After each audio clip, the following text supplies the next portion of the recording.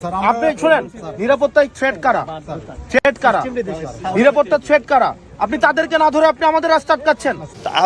আমাকে তো হামলা করা হয়, তারা একটা জাস্টিফিকেশন দিয়েছে যে আমি কথা বলি নাকি, এই জন্য আমি আজকে থেকে আর কোনো কথা বলবো না, চুপ থাকবো। পুরো বাংলাদেশে দেখি ওনারা কতটুকু বাড়তে পারে, কতটুকু যাইতে পারে, আমরা সেই মাত্রাটা দেখব। আমি কইছিলাম যে বিএনপি ইন্ডিয়া তাদের প্রচুর গব্য নিজের বিএনপি নিজের মারিছে। আমার ঘনিষ্ঠ একজন কইলেন যে বিএনপি নিয়ে করা আপনার প্রেডিকশন গুলো কিন্তু মিলে যাইতেছে, আপনি কি খুশি? না, আমি খুশি না, আমি আতঙ্কিত। আমি তো বিএনপিকে ধ্বংস হওয়া থেকে বাঁচাইতে চাইছি, তাইলে বিএনপি কি ধ্বংস হইতেছে? হ্যাঁ, হইতেছে। কেমনে? আসেন সে আলাপটা করে দেখি। বিএনপি বাংলাদেশের স্বাধীনতা সার্বভৌমত্ব রক্ষার জন্য জরুরি। বিএনপি ধ্বংস হয়ে গেলে বাংলাদেশের স্বাধীনতা সার্বভৌমত্ব বিপন্ন হবে। বিএনপি আওয়ামী লীগ হয়ে গেলে আমাদের আর একটা জিয়াউর রহমানের, খালেদা জিয়ার বিএনপি লাগবে। হয়তো বিএনপি নামে না, কিন্তু এমন একটা দল লাগবে যা জিয়ার এবং খালেদা জিয়ার রাজনীতি করবে। আর আপনারা বুঝতে পারতেছেন যে বিএনপির কোনো ভবিষ্যৎ নাই যদি না তারা তাদের রাজনীতি না পাল্টায়। আপনাদের মনে হইতে পারে যে এইটা আবার কেমন কথা, একটা রাজনৈতিক দল না থাকলে স্বাধীনতা সার্বভৌমত্ব বিপন্ন কেমনে হয়? আসেন আপনাদের আজকের সেই গল্প বলি, পাকিস্তান কেমনে ভাঙলো। আমরা অনেক কিছু শুনছি, কিন্তু আজকে শুনবো এমন একটা দিক থেকে যে আপনারা বুঝবেন যে মুসলিম লীগ ধ্বংস হওয়ার জন্যই আসলে পাকিস্তান ভাঙছে। মুসলিম লীগ টিকে থাকলে পাকিস্তান ভাঙতো না। ভুল রাজনীতির কারণে মুসলিম লীগ ধ্বংস হয়েছে না, ভুল রাজনীতি ছিল না, ছিল একটা ভুল সিদ্ধান্ত। এইটা আমাদের জানা দরকার, কারণ বিএনপি আর আওয়ামী লীগ দুইটারই জন্ম মুসলিম লীগ থেকে। আওয়ামী লীগ আর বিএনপি হইতেছে মুসলিম লীগ আর বামের যোগফল। আসেন এবার দেখি মুসলিম লীগ বিলুপ্তির ইতিহাস। 1933 সালে মুসলিম লীগ আজকের জাতীয় পার্টির মতো বেশ কয়েক ভাগে বিভক্ত ছিল। জিন্নাহ ততদিনের রাজনীতি থেকে অবসর নিয়ে বিলাতে যে ব্যারিস্টারি প্র্যাকটিস করতেছেন, প্রচুর টাকা পয়সা কামাইতেছিলেন। মুসলিম লীগের এক ভাগের প্রেসিডেন্ট ছিলেন পেশোয়ারের ব্যারিস্টার মিয়া আব্দুল আজিজ। এদের গ্রুপের নাম ছিল আজিজ গ্রুপ। মানে আরেক ভাগের প্রেসিডেন্ট ছিল খান বাহাদুর হাফিজ হিদায়ত হোসেন। আওয়ামী লীগও কিন্তু 1975 পরে এরকম বেশ কয়েকটা গ্রুপে আলাদা হয়ে গেছিল। আওয়ামী লীগ হাসিনা, আওয়ামী লীগ মিজান, আওয়ামী লীগ রাজ্জাক। শফিক রহমান ভাই জায়জাদিনে লিখতেন আওয়ামী লীগ হারামি, হারামি মানে হাসিনার হা, রাজ্জাকের রা আর মিজানের মি, এই তিনটা মিলে আওয়ামী লীগ হারামি। আওয়ামী লীগ কলে প্রথম থেকে হারামি, জাত হারামি আর কি, সাচ্চা হারামি, কয়েক জেনারেশনের হারামি। মুজিবের 38 সালে বয়স ছিল কত জানেন? 18 বছর। তার জন্ম 1920 সালে। লাড্ডাগড্ডা মুজিব পড়তো গোপালগঞ্জ মিশন স্কুলে ক্লাস 8-এ। 18 বছর বয়সে একজন ম্যাট্রিক ইন্টারমিডিয়েট পাশ করে বিশ্ববিদ্যালয়ে প্রথম বর্ষে থাকে অথবা ভর্তি পরীক্ষা দেয়, অথচ মুজিব সেই বয়সে কোনো মতে ক্লাস 8-এ 10-এ পৌঁছে যেতে পারছে। এরকম মাল ছিল মুজিব। আর সে আবার জাতির পিতাও বটে। সেই জাতি খাইবে না তো কি পাশে বাড়ি মোগলেস খাইবে মারা? আমাদের যে প্রচলিত বয়ান যে মুসলিম লীগ জনবিচ্ছিন্নতার দুঃশাসনের কারণে একটা নির্বাচনে হেরেই বিলুপ্ত হয়ে গেছে, সেটা ভুয়া একটা বয়ান। এটা আজকে বুঝলেন তো, একেবারে চোখে আঙুল দিয়ে দেখাই দিলাম। এইবার আসেন বাংলাদেশের বর্তমান রাজনীতির সাথে বিএনপির সাথে এটার কি সম্পর্ক? ভোটের রাজনীতিতে বিএনপির আসল জায়গা, ভোটের জায়গাটা হচ্ছে যেটাকে কনস্টিটিউয়েন্সি বলা হয়, সেটা হচ্ছে তার মুসলিম ভোট, মুসলিম জাতিবাদী ভোট, সাধারণ মুসলমানের ভোট। এক অর্থে এইটাই জিয়াউর রহমানের বিএনপি এবং তার রাজনীতি। এটা এক অর্থে বিএনপির পিতৃ পরিচয় বটে। আর এইবার বিএনপি তার বাপের পরিচয় অস্বীকার করে আওয়ামী লীগের রাজনীতিতে মাথা ঢুকাইতে গেছিল, হাসিনার ফেলে দেওয়া গু খাইতে গেছিল। বিএনপির এই প্রো ইন্ডিয়ান রাজনীতি করতে যাওয়ার কারণে তার মুসলিম জাতিবাদী কনস্টিটিউয়েন্সি থেকে পুরো আইসোলেটেড হয়ে গেছে।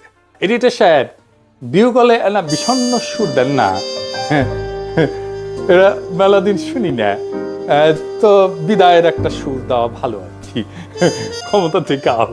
আমি কইছিলাম যে বিএনপি ইন্ডিয়া তাদের প্রচুর গব্য নিজের বিএনপি নিজের মারিছে। আর বিএনপির বাইরের রাজনৈতিক শক্তি তো বসে থাকবে না।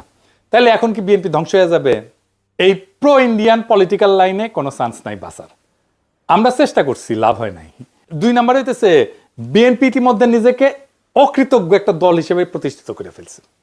জামাতের সাথে জোট করে এতদিন রাজনীতি করে সে জামাতের সাথে যে আচরণ করছে, আবার আমাদের সাথে এই হাসিনা বিরোধী আন্দোলনে আমাদের এত বেনিফিট পাইছে, আমাদের এত সাপোর্ট পাইছে, এক সময়কার রাজপথের সহযোদ্ধা তাদের সাথে যে আচরণ করছে, তার সাথে কোনো রাজনৈতিক দল কোনো ইন্ডিভিজুয়াল ঐক্য করবে না।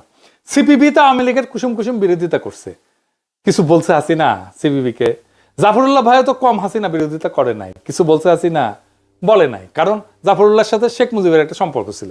এক সময়ের মিত্রের বিষয়ে হাসিনার একটা নৈতিক অবস্থান ছিল, যেটা বিএনপির নাই। বিএনপি এই ক্ষেত্রে আওয়ামী লীগের চাইতেও খারাপ, সে রাজনৈতিক বিরোধী থেকে ব্যক্তিগত শত্রুতায় পর্যবসিত করে।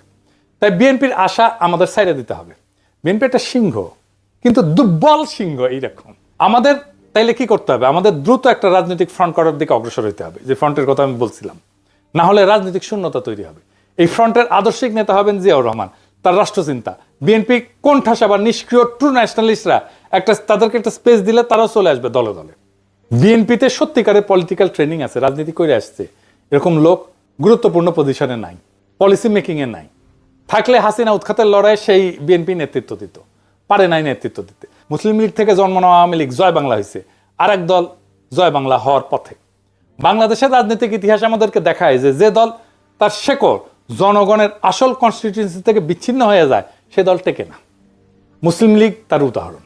আর আজ বিএনপি সেই ক্রুশিয়াল ভুলের পুনরাবৃত্তি করছে। নিজের অস্তিত্বের মাটিকে অস্বীকার করে প্রো ইন্ডিয়ান লাইনে গিয়ে জামাতের সাথে অমানবিক সম্পর্ক তৈরি করছে। তার এক সময় রাজনৈতিক সহযোদ্ধাদের সাথে অমানুষের মতো আচরণ করছে। বিএনপি নিজের ঘর নিজেই ভাঙছে। কিন্তু তার মানে এই না জিয়াউর রহমানের রাজনীতি হারায় যাবে। জিয়াউর রহমান যেমন বাকশালের ধ্বংসস্তূপ থেকে নতুন রাষ্ট্রচিন্তা দাঁড় করেছিলেন, আজ তার চিন্তাধারার মধ্যে আছে বাংলাদেশকে বাঁচানোর শক্তি। বিএনপি হয়তো দুর্বল সিংহ হয়ে পড়ছে, কিন্তু এই দেশের সাধারণ মুসলমানদের রাজনৈতিক এজেন্সি আর স্বাধীনতার আকাঙ্ক্ষা আজও বেঁচে আছে। আমাদের দায়িত্ব এখন নতুন রাজনৈতিক ফ্রন্ট গড়ে তোলা, যেখানে জাতীয় মর্যাদা, আঞ্চলিক অখণ্ডতা আর সার্বভৌমত্ব প্রশ্ন হবে মূল কেন্দ্র, যেখানে জিয়াউর রহমানের রাষ্ট্রচিন্তা হবে আমাদের আদর্শিক দিক নির্দেশনা। এই ফ্রন্ট হবে সাধারণ মানুষের, মজলুমদের, নিপীড়িতদের, যারা আওয়ামী ফ্যাসিবাদ এবং বিএনপির বিভ্রান্ত রাজনীতির বাইরে নতুন আশা খুঁজতেছে।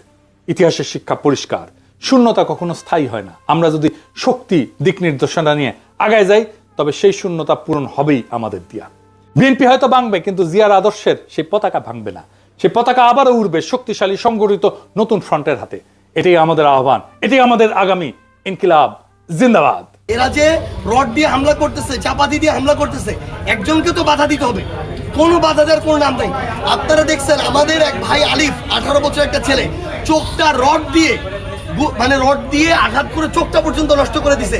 এখন পর্যন্ত একটাকে হবিগঞ্জে গ্রেফতার করা হয় নাই। তাহলে এই পুলিশ হইলো এখন বাংলাদেশের পুলিশ না, এটা হচ্ছে তারেক রহমানের পেটোয়া পুলিশ। এখানেও ওই পুলিশের ওই একই ভূমিকা। তাহলে তারেক রহমান বলুক সে আরেকটা একনায়কতন্ত্র কায়েম করবে, স্বৈরাচার কায়েম করবে এবং এখানে তার রাজত্ব কায়েম করতে চায় শেখ হাসিনার মতো। তাইলে আমরা আমাদের মতো আমরা পদক্ষেপ নিব, আমরা ব্যবস্থা নিব, আমরা আমাদের রাজনীতি ঠিক করবো যে কিভাবে রাজনীতি করা লাগে। এটা তারেক রহমানের সরাসরি নির্দেশে হচ্ছে এবং জি কে গাউস তারেক রহমানের অনুসারী।